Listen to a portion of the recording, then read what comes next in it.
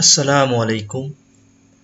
আজকের এই ভিডিওতে আমরা এভিডেন্স অ্যাক্টের সেকশন 52 থেকে 55 পর্যন্ত ডিসকাস করব। এই সেকশনগুলোতে পার্টিদের ক্যারেক্টারের রেলিভেন্সি নিয়ে ডিসকাস করা হয়েছে, কখন পার্টিদের চরিত্র রেলিভেন্ট হতে পারে বা ইররেলিভেন্ট হতে পারে এই বিষয়গুলো আলোচনা করা হয়েছে।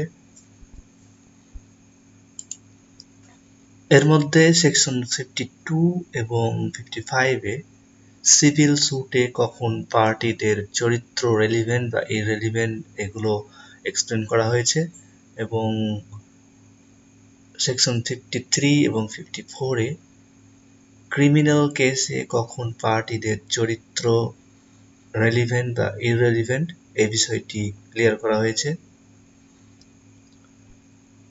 জেনারেলি পার্টিদের ক্যারেক্টারের উপর ভিত্তি করে কোনো জাজমেন্ট দেওয়া হয় না, তবে বেশ কিছু এক্সেপশনও রয়েছে এই জেনারেল রুলের, যেগুলো সেকশন 52 থেকে 55-এ ক্লিয়ার করা হয়েছে।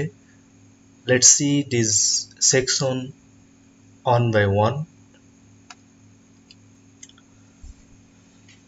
সেকশন 52-তে বলা হচ্ছে যে সিভিল স্যুটের ক্ষেত্রে পার্টিদের চরিত্র ইররেলিভেন্ট। কারণ হচ্ছে যে যদি একজন ব্যক্তির বিরুদ্ধে কোনো জমি জোরপূর্বক দখলের অভিযোগ আনা হয় এবং যদি বলা হয় যে সে মিথ্যা কথা বলে এজন্য জমি জোরপূর্বক দখল করেছে, এ ধরনের স্টেটমেন্ট টোটালি ইররেলিভেন্ট, কারণ তার এই মিথ্যা কথা বলার সাথে জমি জবরদখল করা বা না করার কোনো সম্পর্ক নেই। তবে এখানে একটা এক্সেপশন উল্লেখ করা হয়েছে যে এটা প্রাসঙ্গিক হতে পারে অন্যভাবে, অর্থাৎ যখন কোনো পার্টির চরিত্র তুলে ধরা প্রাসঙ্গিক নয় কিন্তু অন্য কোনো ঘটনা তুলে ধরা প্রাসঙ্গিক, আর ওই ঘটনাটা সরাসরি চরিত্রের সাথে কানেক্টেড, এরকম ক্ষেত্রে character of the party relevant fact হতে পারে। ওকে, ফর এক্সাম্পল, একজন ব্যক্তি অভিযোগ আনলো যে মিস্টার এক্স তার বিরুদ্ধে কুৎসামূলক বক্তব্য প্রচার করেছে। মিস্টার এক্স বলেছে যে সে চুরি করেছে, এরকম একটা ডিফেমেটরি স্টেটমেন্ট সে প্রচার করেছে। এখন মিস্টার এক্স যদি প্রমাণ করতে পারে আসলে ওই ব্যক্তি চুরি করেছে, তাহলে তাকে যে ক্ষতিপূরণের জন্য লায়াবল করা হতো এই পরিমাণটা হয়তো কমতে পারে বা মাফ হতে পারে। এখানে ওই ব্যক্তির চোর হওয়া বা না হওয়াটা সরাসরি রেলিভেন্ট ফ্যাক্ট না, কিন্তু মিস্টার এক্স এর ক্ষতিপূরণ কমানোর জন্য তার চরিত্র এখানে রেলিভেন্ট হয়ে যাচ্ছে। এরকম ক্ষেত্রে character of the parties relevant fact হতে পারে। ওকে,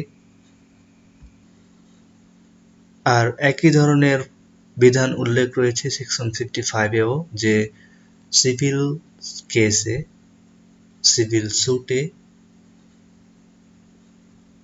পার্টির ড্যামেজেস বা ক্ষতিপূরণ কমানোর জন্য বা ক্ষতিপূরণকে প্রভাবিত করার জন্য পার্টির ক্যারেক্টার রেলিভেন্ট হতে পারে। আর এক্সপ্লেনেশনে বলা হচ্ছে যে চরিত্র বলতে পার্টিদের সুনাম এবং দুর্নাম উভয়কেই ইনক্লুড করবে। Let's see section 53। সেকশন 53-তে বলা হচ্ছে যে ক্রিমিনাল প্রসিডিংয়ে কোনো ব্যক্তি যে এক ভালো চরিত্রের অধিকারী এটা রেলিভেন্ট হতে পারে। এর কারণ হচ্ছে doctrine of presumption of innocent. যতক্ষণ না পর্যন্ত কেউ অপরাধী প্রমাণিত হয় ততক্ষণ পর্যন্ত তাকে ইনোসেন্ট বা গুড ক্যারেক্টারের অধিকারী বলে ধরা হয়। এবং আরেকটি কারণ হতে পারে যে everything should be take positively. তবে এর অর্থ এই নয় যে কেউ যদি ভালো চরিত্রের অধিকারী হয় এবং তার বিরুদ্ধে যে অভিযোগটি আনা হয়েছে এটা যদি সাক্ষ্য দ্বারা প্রমাণিত হয়, তার চরিত্র ভালো হওয়ার কারণে এই অভিযোগটা নস্যাৎ করে দেওয়া হবে না, অর্থাৎ তাকে নির্দোষ বলে ডিক্লেয়ার করা হবে না শুধুমাত্র তার ভালো চরিত্রের কারণে। যদি কোনো এভিডেন্স না থাকে তার অপরাধ প্রমাণের ব্যাপারে, তাহলে হয়তো তার গুড ক্যারেক্টার তাকে বেনিফিট এনে দিতে পারে। এরপরে সেকশন 54, এখানে বলা হচ্ছে যে ক্রিমিনাল প্রসিডিংসে পার্টিদের ব্যাড ক্যারেক্টার ইররেলিভেন্ট।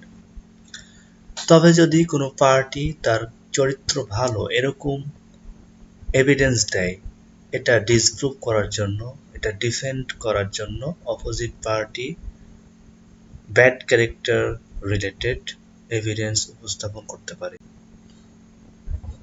সাপোজ সলিমুদ্দিনের বিরুদ্ধে অভিযোগ আনা হলো যে সে একজন হ্যাবিচুয়াল রোভার, এবং তার পক্ষের আইনজীবী উপস্থাপন করলো যে আসলে সে রোভার না, সে একজন ইনোসেন্ট ব্যক্তি। এখন অপোজিট পার্টি মিস্টার সলিমুদ্দিন যে হ্যাবিচুয়াল রোভার এটা প্রমাণ করার জন্য এভিডেন্স উপস্থাপন করতে পারে। ওকে, এরপরে এক্সপ্লেনেশনে বলা হচ্ছে যে একজন পার্টির ক্যারেক্টার ব্যাড এটা ইররেলিভেন্ট, এই প্রভিশনটা অ্যাপ্লিকেবল না যদি পার্টির ব্যাড ক্যারেক্টারই ফ্যাক্ট ইন ইস্যু হয়, এবং এরকম ক্ষেত্রে প্রিভিয়াস কনভিকশন ব্যাড ক্যারেক্টারের এভিডেন্স হিসেবে রেলিভেন্ট।